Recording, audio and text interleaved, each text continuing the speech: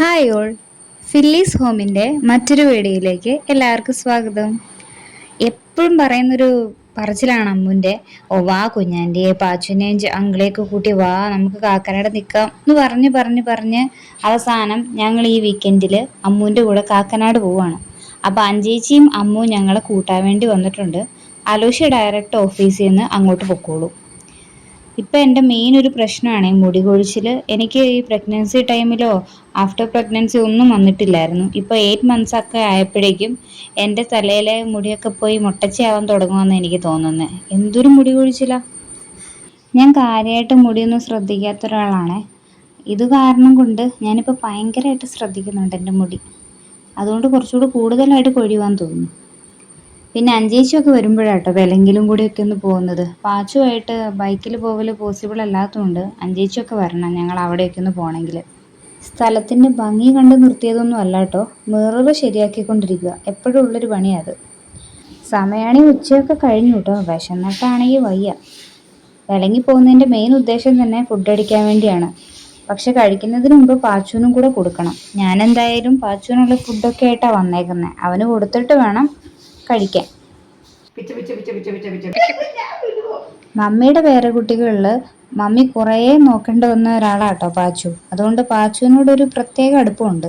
ഇനി ഒട്ടും സമയമില്ല. ഇനി ലേറ്റ് ആയി കഴിഞ്ഞാൽ അമ്മുവിൻ്റെ ട്യൂഷന് വിടാൻ പറ്റില്ല. അമ്മു ആണെങ്കിൽ ഓർമ്മിപ്പിക്കില്ലേ എന്ന് പറഞ്ഞുകൊണ്ടിരിക്കുക. മടിയാണേ അതിന് പോവാൻ.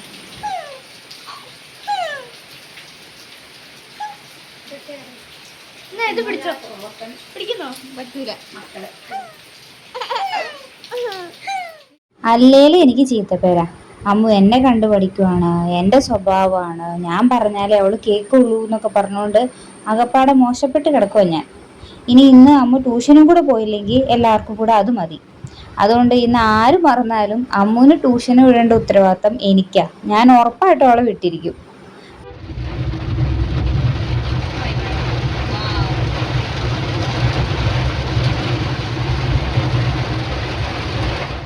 അപ്പോൾ പറഞ്ഞ പോലെ തന്നെ അമ്മുവിനെ ആദ്യമേ ട്യൂഷൻ ആക്കിയിട്ടോ. പിന്നെ ഞങ്ങൾ മൂന്നുപേരും കൂടെ ഓഫീസിലേക്ക് തിരിച്ചു പോന്നു. ഇത് ചേട്ടൻ്റെ ഓഫീസാണ്. അപ്പോൾ ഈ ഓഫീസിലെ ഒരു എക്സിക്യൂട്ടീവ് മെമ്പർ ആവും ഞാൻ. പക്ഷേ ഇവരിത് സമ്മതിച്ചിട്ടില്ല. ഞാൻ പക്ഷെ പറയൂ കേട്ടോ. പാച്ചു ആദ്യമായിട്ടാട്ടോ ഈ ഓഫീസിൽ വരുന്നത്. അപ്പോൾ പാച്ചു അതിൻ്റേതായിട്ടുള്ളൊരു ക്യൂരിയോസിറ്റി അവന് കാണാനുണ്ട്. അവൻ എന്ത് ക്യൂരിയോസിറ്റി, ഇങ്ങനെ നടക്കുന്നു. പിന്നെ ഞങ്ങൾ നേരെ ഡയറക്റ്റ് ഫ്ലാറ്റിലേക്ക് പോയി. ഈവനിങ് ആയി. പുറത്ത് പോയി ഫുഡ് കഴിക്കാമെന്ന് പറഞ്ഞേ. അപ്പോഴേക്കും അലോഷിയൊക്കെ വന്നു. ഞങ്ങൾ റെഡി ആയിട്ട് ഇറങ്ങുവാണേ. ഈ സമയം തന്നെ പാച്ചു അലോഷിയും 11th floor വരെ പോയി തിരിച്ചൊക്കെ വന്നു കേട്ടോ. പാച്ചുവിന് ഭയങ്കര ഇഷ്ടമാണ് ലിഫ്റ്റിൽ കയറി ഇങ്ങനെ പോകുന്നത്. ഇന്നത്തെ ഞങ്ങളുടെ മെയിൻ പ്ലാൻ എന്താണെന്ന് വെച്ച് കഴിഞ്ഞാൽ ഒത്തിരി ദൂരത്തോട്ടൊന്നും പോകണ്ട, അടുത്തുള്ള വല്ല റെസ്റ്റോറൻറ്റിൽ നിന്ന് ഫുഡ് കഴിച്ച് ഇറങ്ങാമെന്നായിരുന്നേ. അപ്പോൾ ഫ്ലാറ്റിന് ഓപ്പോസിറ്റായിട്ട് ഒരു റെസ്റ്റോറൻ്റ് ഉണ്ട്. എന്നാൽ പിന്നെ അവിടെ പോകാമെന്ന് പറഞ്ഞപ്പോൾ അമ്മുവിന് അഞ്ചേച്ചിക്കൊന്നും അവിടെ താല്പര്യമില്ല. അവിടെ ഇരിക്കാനുള്ളൊരു സ്പേസ് ഇല്ല എന്നൊക്കെ പറഞ്ഞ് ഞങ്ങൾ അവിടെ പോയില്ല. പക്ഷേ പോയി ആ റെസ്റ്റോറൻറ്റിൻ്റെ തന്നെ വേറൊരു ബ്രാഞ്ചിൽ പോയി കയറി. ഞങ്ങൾ ആദ്യം ഇരുന്ന സീറ്റിങ് നല്ലതായിരുന്നു കേട്ടോ. പക്ഷെ അവിടുത്തെ ഫാൻ വർക്ക് ചെയ്തില്ല. അപ്പോൾ പിന്നെ ഞങ്ങൾക്ക് കുറച്ചുകൂടെ സ്ഥലം കുറഞ്ഞ സ്ഥലമാണ് കിട്ടിയത്. ഞങ്ങൾ ഇത്രയും ഗിടാഗിടിയന്മാർക്ക് സ്ഥലം പോരായിരുന്നു.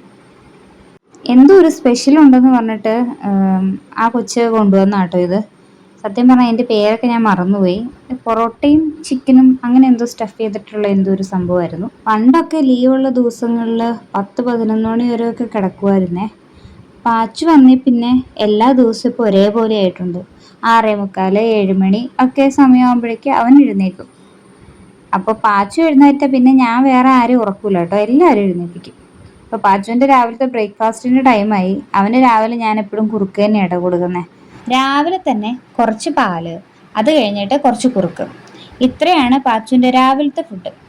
അപ്പം ഞാനിപ്പോൾ എവിടെ പോയാലും പാച്ചുവിൻ്റെ ചെയർ കൈ പിടിക്കുവേ. അവനിങ്ങനെ ഇരുന്നും കിടന്നൊക്കെ കഴിക്കുന്ന ഇഷ്ടം. ഇങ്ങനെ ഇരുത്തി കഴിക്കുന്നതുകൊണ്ട് ഇപ്പോൾ തലയിൽ മുഖത്തൊന്നും ഒത്തിരി വാരി തേക്കുന്നില്ല. ഇനി ഇത് കഴിഞ്ഞ് ഒരു അരമണിക്കൂർ കഴിഞ്ഞാൽ പാച്ചുവിൻ്റെ കുളിയാണേ. പാച്ചുവിനെ കുളിപ്പിച്ച് പെട്ടെന്ന് തന്നെ അവൻ ഉറങ്ങിക്കോളും. കാരണം രാവിലെ എഴുന്നേറ്റ് അത്രയും ക്ഷീണമുണ്ട്. ഇനി ഒരു 2.5 മണിക്കൂർ അവൻ കിടന്നുറങ്ങിക്കോളും. ഈ സമയത്ത് അമ്മുവിൻ്റെ കുറച്ച് നോട്ട്സൊക്കെ അമ്മു എഴുതുവാണേ. ഫ്രൈഡേ അവൾ ലീവായിരുന്നു. ഞാൻ കരുതിയ പോലെ കുറേ നേരമൊന്നും പാച്ചു ഉറങ്ങിയില്ല കേട്ടോ. അലോഷി വന്ന് പാച്ചുവിനെ എഴുന്നേൽപ്പിച്ചു. ഈ അമ്മുവിനും അലൂഷിക്ക് ഒരു പ്രത്യേകതയുണ്ട്. ഒരു സമയം കഴിഞ്ഞ് കഴിഞ്ഞാൽ അവർ പാച്ചു ഉറങ്ങുവാണെങ്കിൽ അവൻ എഴുന്നേൽപ്പിക്കുന്നു പറഞ്ഞുകൊണ്ട് ബഹളം വെച്ച് ആ കൊച്ചിനെ എഴുന്നേൽപ്പിക്കും. അത് കഴിഞ്ഞൊരു 10 മിനിറ്റ് കഴിഞ്ഞാൽ പിന്നെ അവർക്ക് വേണ്ട, പിന്നെ നോക്കിക്കോളാൻ പറയും.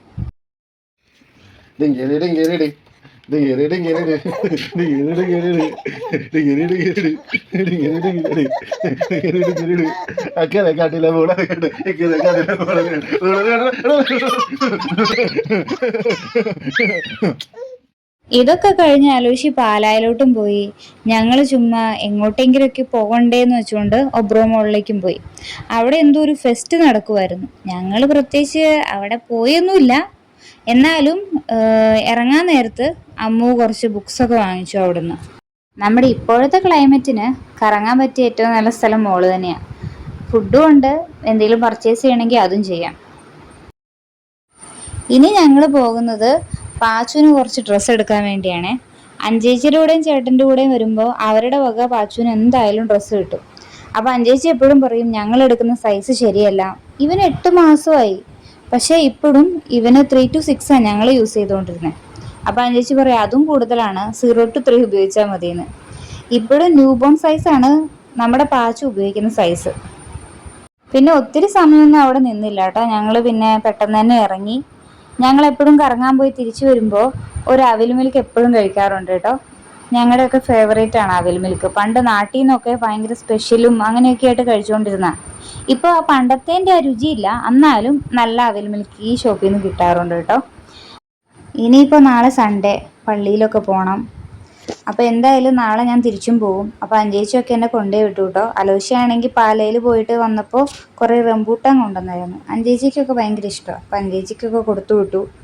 പാച്ചുവിനാണെങ്കിൽ ഇനിയും അവരോട് പോകാനാണ് ഇഷ്ടം. അമ്മൂനാണെങ്കിൽ നാളെ സ്കൂളിൽ പോകണമല്ലോ എന്നോർത്തിട്ട് വിഷമം. സൺഡേ എത്ര പെട്ടെന്നല്ലേ തീർന്നു പോകുന്നത്.